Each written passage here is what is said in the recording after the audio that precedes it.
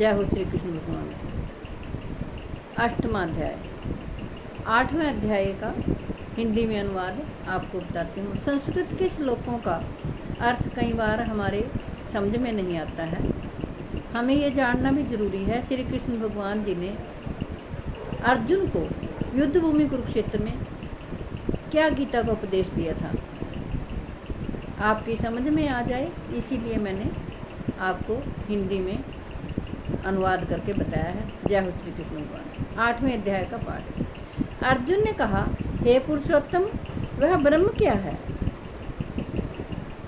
अध्यात्म क्या है, कर्म क्या है, अधिभूत नाम से क्या कहा गया है और अधिदैव किसको कहते हैं। हे मधुसूदन, यहाँ अधियज्ञ कौन है और वह इस शरीर में कैसे है, तथा युक्त चित्त वाले पुरुषों द्वारा अंत समय में आप किस प्रकार जानने में आते हैं। श्री कृष्ण भगवान ने कहा, परम अक्षर ब्रह्म है, अपना स्वरूप अर्थात जीवात्मा अध्यात्म नाम से कहा जाता है, तथा भूतों के भाव को उत्पन्न करने वाला जो त्याग है वह कर्म नाम से कहा गया है। उत्पत्ति विनाश धर्म वाले सब पदार्थ अधिभूत हैं। हिरण्य में पुरुष अधिदैव है। और हे देहधारियों में श्रेष्ठ अर्जुन, इस शरीर में मैं वासुदेव ही अंतर्यामी रूप से अधियज्ञ हूँ। जो पुरुष अंतकाल में मुझको ही सिमरण करता हुआ शरीर को त्याग कर जाता है, वह मेरे साक्षात स्वरूप को प्राप्त होता है, इसमें कुछ भी संशय नहीं है। जय हो श्री कृष्ण।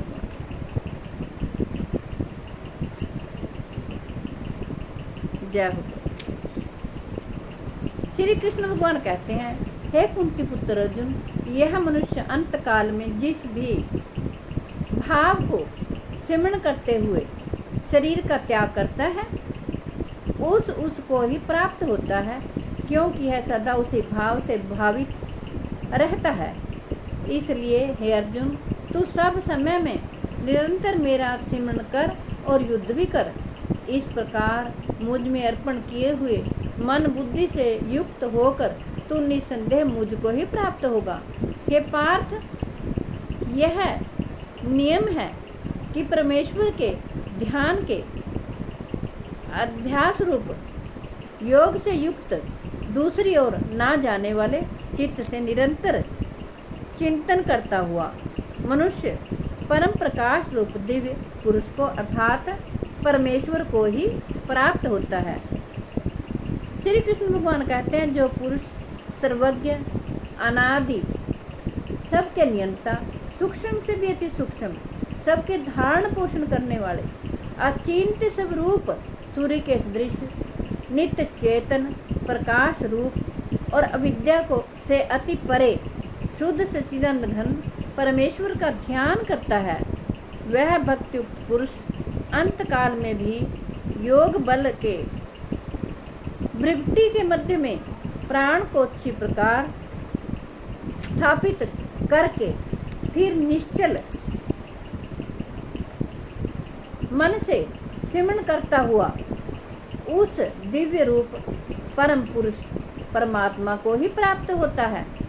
वेद के जानने वाले विद्वान जिस सच्चिदानंद घन परम पद को अविनाशी कहते हैं, आसक्ति रहित यतनशील सन्यासी महात्मा जन जिसमें प्रवेश करते हैं और जिस परम पद को चाहने वाले ब्रह्मचारियों लोग ब्रह्मचर्य का आचरण करते हैं, उस परम पद को मैं तेरे लिए संक्षेप से कहूँगा। सब इंद्रियों के द्वारों को रोक कर तथा मन को हृदय में स्थित करके फिर उस जीते हुए मन के द्वारा प्राण को अच्छी प्रकार मस्तक में स्थापित करके परमात्मा संबंधी योग धारणा में स्थित होकर जो पुरुष ओम इस एक अक्षर रूप ब्रह्म को उच्चारण करता हुआ और उसके अर्थ स्वरूप मुझ निर्गुण ब्रह्म का चिंतन करता हुआ शरीर को त्याग कर जाता है, वह पुरुष परम गति को प्राप्त होता है। हे अर्जुन, जो पुरुष मुझ में अनन्य चित्त होकर सदा ही निरंतर मुझ पुरुषोत्तम को सिमरण करता है, वह उस नित्य निरंतर मुझ में युक्त हुए योगी के लिए मैं सुलभ हूँ, अर्थात उसे सहज ही प्राप्त हो जाता हूँ। परम सिद्धि को प्राप्त महात्मा जन मुझको प्राप्त होकर दुखों के घर एवं क्षण भंगुर पुनर्जन्म को नहीं प्राप्त होते।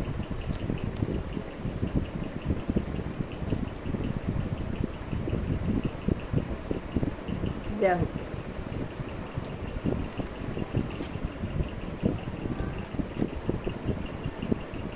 श्री कृष्ण भगवान कहते हैं, अर्जुन, ब्रह्मलोक पर्यंत सब लोग पुनरावर्ती हैं, परंतु हे कुंती पुत्र, मुझको प्राप्त होकर पुनर्जन्म नहीं होता, क्योंकि मैं कालातीत हूँ और ये सब ब्रह्मा आदि के लोग काल के द्वारा सीमित होने से अनित्य हैं।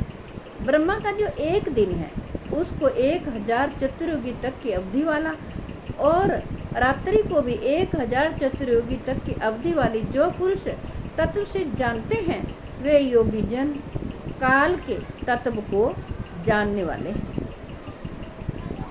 संपूर्ण चराचर भूतगण ब्रह्मा के दिन के प्रवेश काल में अव्यक्त से अर्थात ब्रह्मा के सूक्ष्म शरीर से उत्पन्न होते हैं और ब्रह्मा के रात्रि के प्रवेश काल में उस अव्यक्त नामक ब्रह्मा के सूक्ष्म शरीर में ही लीन हो जाते हैं। हे पार्थ, वही है मनुष्य समुदाय, भूत समुदाय उत्पन्न होकर प्रकृति के वश में हुआ रात्रि के प्रवेश काल में लीन होता है और दिन के प्रवेश काल में फिर उत्पन्न होता है। उस अव्यक्त से भी अति परे दूसरा अर्थात विलक्षण जो सनातन अव्यक्त भाव है, वह परम दिव्य पुरुष सब भूतों के नष्ट होने पर भी नष्ट नहीं होता। जो अव्यक्त अक्षर इस नाम से कहा गया है, उसी अक्षर नामक अव्यक्त भाव को परम गति कहते हैं तथा जिस सनातन अव्यक्त भाव को प्राप्त होकर मनुष्य वापस नहीं आते, वह मेरा परम धाम है। जय हो श्री कृष्ण।